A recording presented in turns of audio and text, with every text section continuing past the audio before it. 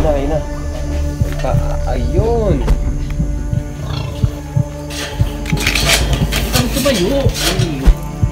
Ayun guys. Ayun. Ayun. Yo, what's up mahal siyan? So for today's vlog guys is dudukot tayo ng buntis na inahin. What I mean is dudukutin natin yung mga biik sa loob ng tiyan ng isang inahin. And I'm with paring Jezreel de la Cruz. Yung natin dito trusted technician sa mga baboy. So ready tayo? Sige. So ayun. Ayun na. Let's G!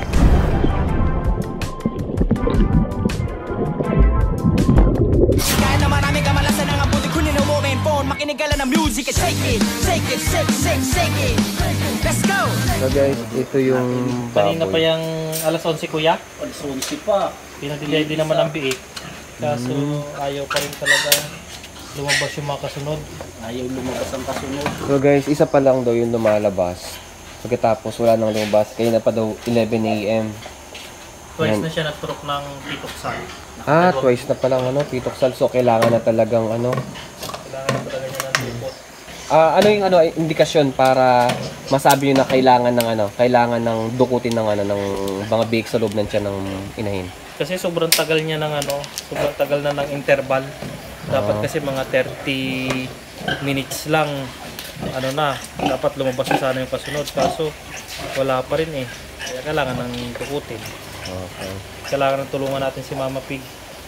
Ano yung mga kailangan mong mga kagamitan Ano para lang? Tubig lang na malinis at sabon. anong klaseng sabon, sir? Itong panghugas ng plato. Tawag Okay. ito. Ayan, mga liquid Oo. Tapos may ayun lang Para para pampadulas sa kamay. So guys, first time natin makakita ng magdudukot ng biik sa loob ng inahin ng baboy.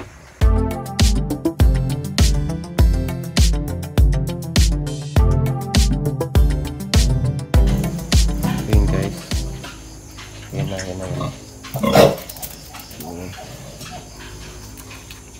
Yun yung pagdukot. Yun. Sikip, mansipit-sipitan. Lalim, no?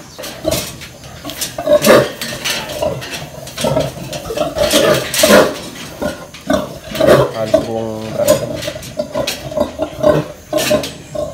So yun. Masikip. Sikip daw ang sipit-sipitan ng inahin na to. Wala. Wala. Baka sa bababanda, Jess. Baba.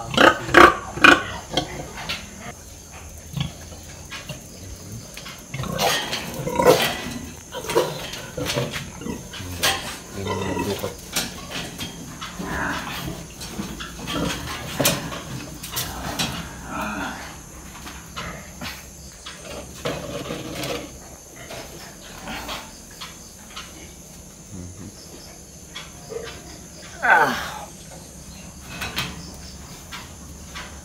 Dito. Nakasusok. Ang lalim. Lalim, no? Aba. Malalim. Grabe ang lalim. Sangga. Come on. Come on, baby.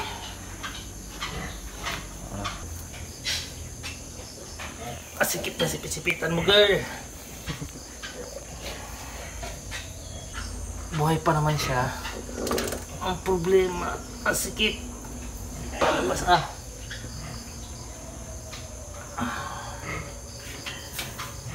Grabe guys,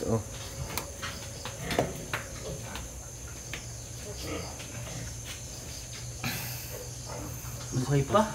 Sikip. Skip siguro kaya Hindi makapitan na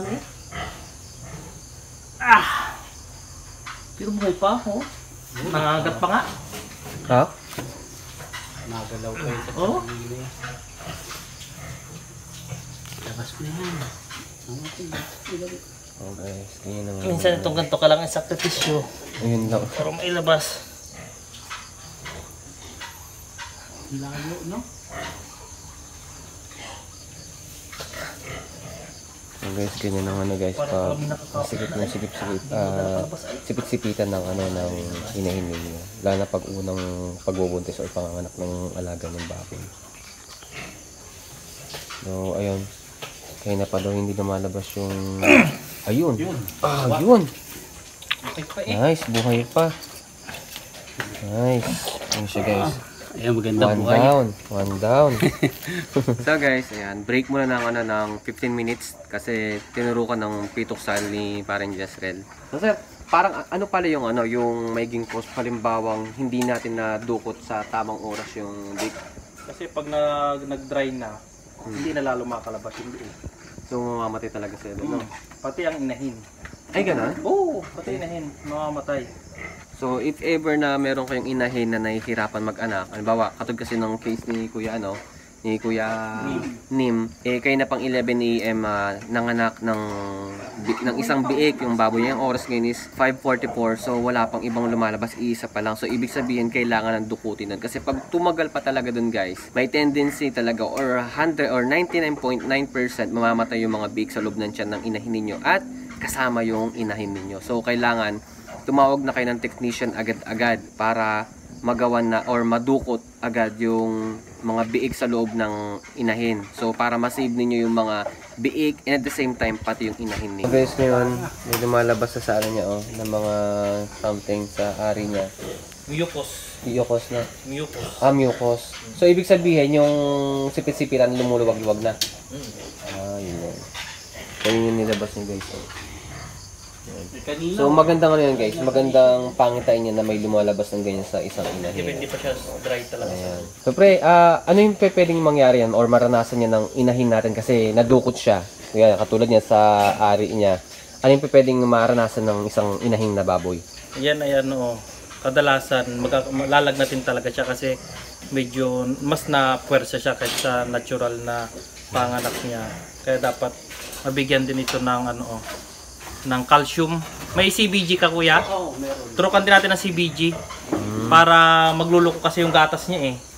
Pag nagluko yung gatas niya, lalo nang magkakaproblema naman yung inahin, lalagnatin tapos yung biik, maglalak yung... Ayun, may lumabas. Yun na, kuya. Ayun, ayun. Yung nilalabas niya. Ayun, nilabas niya na guys. Gulo kuya. Ha? Ay, may na.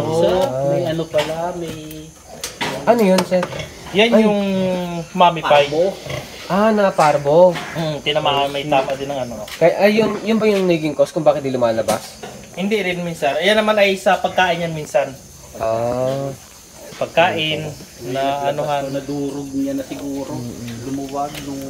Ganyan guys, kaya dapat talaga pagbuntis ang inahin natin, napakaingat talaga natin sa mga pagkain. Ay, oo nga. Isang bake sana yan. Malaki na oh. Buti no, naglabas na no. Malaki na no, Jess, no? Naluwag na sa loob eh. Ano na ito? Itong mami plate na ito. So guys, umiiri na siya. Ayos din. Maganda rin pala yung naging effect ng ano, nadukot sa loob. Lumuwag yung sipit-sipitan na. Wow. Yung bara pati, yung nakabara. Yung naparbo. Oo. Pati, yung isa kanina, yung unang dukot. Oo. Dukot kanina. Nadurog na yung pinaka-bahay bata niyo. Bigla siya nag-labor ngayon eh. Oh. Yun pala Kita niyo nag-labor na ngayon nag-iiri na Kanina, ngayon. yung umiri niyan. Ay naku, maghapon akong bantay ng bantay talagang. Wala talaga. Natutulog. Parang hindi ka naman nanganganak. Yan na. Ayun na. Ayun pa. Ayun, nice. Mayroon na naman. Ano yun? Ha? Inunan? Hindi. Yung lamad? Ano lang. Yung, ayan ay, yan yung kabal minsan na sinasabi. Na yan, minsan balot siya ng kabal. Oo. Yung parang maliit na inunan. Na yun ay pag hindi mo siya nailabas, pag halimbawa inaanak ng inahin, tapos nakabalot siya doon, tapos hindi mo siya agad nabuksan, patay ang biik nyo, mamamatay ang biik nyo. Saglit, ilang ano lang yun, ilang minuto lang yun. Ay, ganon? Ang dami nga napaka-selan talaga mag-anak ng baboy, ano? Dapat talaga, binabantayan din. Bantay sarado talaga pag nanganganak. Kasi kanila, lalo yung mga baboy na meat type, katulad nito kasi ito kasi meat type. Hindi kasi talaga ito yung mga yung baboy na yung milk, yung maternal line. Kaya siya minsan, yung mga ganyan, may encounter mo yung masisikipan, sipit-sipitan. Kasi pag meat type sila. Meron palang Pero ganun, pwede rin sila magawing inahin. So guys, meron na ditong si kuya, 4 na nabiik. Tapos isa yung lusaw kanina. So ang ganda nga talaga ng epekto ng pagdukot kasi nabasag talaga yung masikip na sipit-sipitan ng inahin na ito. Nakagalaw na, no? Nabasag na sa loob. Pati yung bara, natanggal. Wala. Nakaganon yung kanina, oh. Yung biik, Loko. nakakalang ang batok. Oo, nakasiguro. Batok ang inilalabas. Ay masikipan, sipit-sipitan. So guys, may lumabas ulit na isa, kaso patay ulit. Pang ilan na yan, kuya? Basta Ay, gano'n boy, pa rin niya, pa. kuya. Sa parbo pa din niya, kuya. Parbo Counted pa pa rin, rin yan doon. Ang laki na eh, oh. Oo. Pang ilan na yan, kuya Nim? Supposed to be dapat ay pang 7 na yan. Pang 7 na dapat na. Dahil 2 ng parbo eh. Limang buhay dito. Ganun talaga ka, ano guys, Ito eh.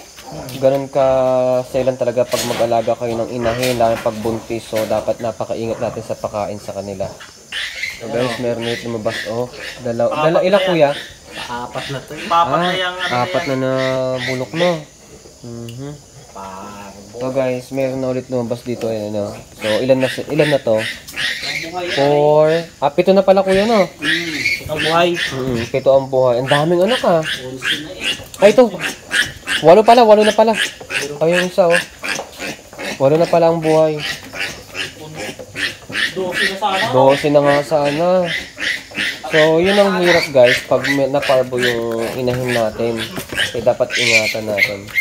So, ngayon ang ginagawa ngayon ni Kuya Nim, pinuputulan niya ng pusod, tapos tiyatanggal na rin niya ng pangin. Dami din sa puso. Kuya Nim.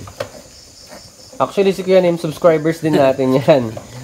So, nagko-comment din niya sa mga vlog natin. So, yun guys, natapos na yung natin ngayon, yung mission natin ngayon ni Parang Jester at saka ni Kuya Nim. Ayan.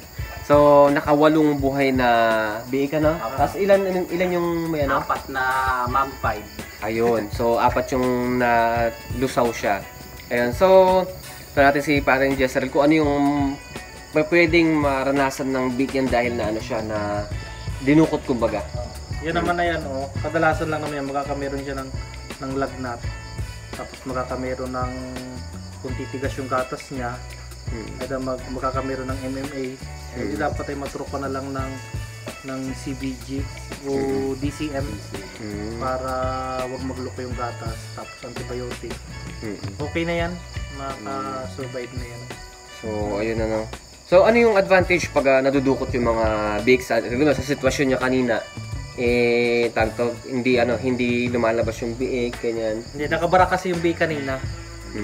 Tapos masikip yung sipit-sipitan niya. Eh di nung nadukot na siya, nung natanggal na yung bara, nag-ano na siya, natrukan ng pitoksal, nag-natural na ulit yung kanyang delivery. Ngayon naman si Kuya Nim, ano yung feeling mo ngayon na naging okay na si Mami Pig? Masayang-masaya na dahil sayang pagka hindi na ianak yan. Ako talagang malaking mawawala sa puhunan. Ilan na yung ano mo, Kuya Nim? Ilan na yung mga inahin mo dito? Ito ay 18 ang inahin ko dito. Tapos guys, siya lang mag-isang nag-aasikaso talaga dito sa farm niya. Ayan. So next time, papasyal natin tong farm niya ulit, no? So makakasama rin natin si Kuya Nim. Tsaka syempre regular natin makakasama si Parang Jezreel sa gagawin natin podcast. So abangan niyo yung mga Maldians kasi napaka-informative tsaka interesting ng maiging topic natin, no? So about yan sa pag-aalaga ng mga baboy, guys. So dagdag knowledge yan when it comes sa gantong mga livestock farming. So malaking tulong instead na atin pa tayo minsan ng mga seminar, no, na magbabayad pa. So ito na mismo, no. And ayun pala, sa mga gusto pa lang dukot ng mga biik, meron tayong legit naman darukot dito. Magaling dumukot. Ayun, so sa Oriental Mindoro, guys, ayan. So kung sa mga gusto niyo rin humingi ng mga advice, lalo kung meron kayong na-experience na problema sa mga alaga nyong baboy, pwede nyong kontakin si Parang Jezreel, no? So yung mga information niya, ilalagay ko lang yan dyan sa description box. So tignan nyo na lang yan. Then pati yung contact number, ilalagay din natin dyan. So Kakatiwala talaga to si Jess talaga. Subok na ba, ma? Subok na, no? Subok talaga sa lahat ng problema namin sa baboy. Pagka tumakbo ka dito, talagang masosolve naman eh. Yun. Dahil kung yan eh, hindi nadukot yan, eh, sigurado bukas ito eh, baka sa freezer namin talaga. Meron nang nguyain. Sa freezer namin ito bukas. So, yun sir, anong mo, masabi mo sa sa mga viewers natin? Ayun lang, pag halimbawa ay pag nagpapanak sila at hindi pa na labas ng mga 30 minutes na, kailangan nang dukutin yung isa inyo para may save yung biik, may save din natin yung nanay. Kasi pag pinabayaan natin yung pag na dry na yung yung sa loob, lalong di makakapit yung mga inuna niya dun sa katawan ng biik, lalong di may lalabas, lalong magkakamero ng problema. Pati ang biik lalayo na, hindi na may lalabas yun. Parang kinakain na ng tiyan niya. So, yun yung talaga yung magiging cause pagkamatay ng inahin at saka ng biik, ano? Yun ang kalimitan. Malalason. Pero ito okay na, tahimik na yung inahin. Ayos. So, ayun guys, hanggang dito na itong vlog na to. And thank you so much sa lahat ng mga sumusuporta at laging sumusubaybay sa mga ginagawa natin vlog. Ayan, special sa mga solid mahal yan. So guys, hanggang dito na to. And sa mga hindi pa nakakapag-subscribe, please don't forget to press the subscribe button and click that notification bell para lagi kayong ma-update every time na mag-upload tayo ng mga bagong videos dito sa channel natin. And guys, take note, we have 2 YouTube channels which is Mahalta Farming Vlogs and Mark Vega. Also guys, support yung Facebook page natin, Mahalta Farming Vlogs. So guys, hanggang dito lang. See you on my next vlog. Bye!